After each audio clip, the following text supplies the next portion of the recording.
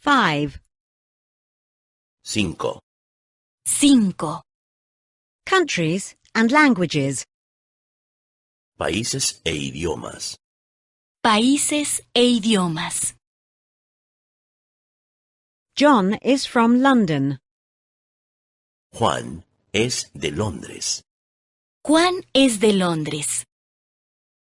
London is in Great Britain.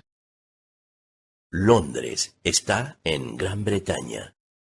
Londres está en Gran Bretaña. He speaks English. Él habla inglés. Él habla inglés. Maria is from Madrid. María es de Madrid. María es de Madrid. Madrid is in Spain. Madrid está en España. Madrid está en España. She speaks Spanish. Ella habla español. Ella habla español. Peter and Martha are from Berlin. Pedro y Marta son de Berlín. Pedro y Marta son de Berlín. Berlin is in Germany. Berlín está en Alemania.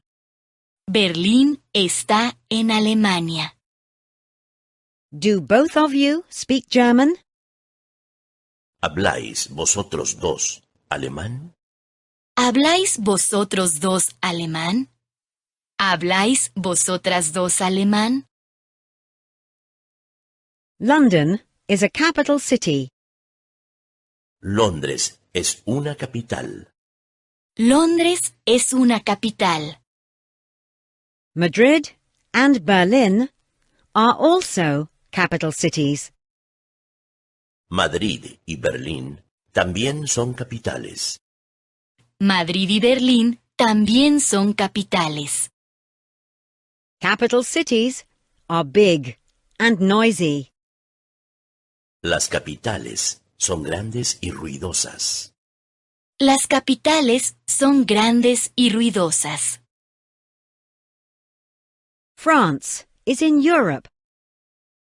Francia está en Europa. Francia está en Europa. Egypt is in Africa. Egipto está en África.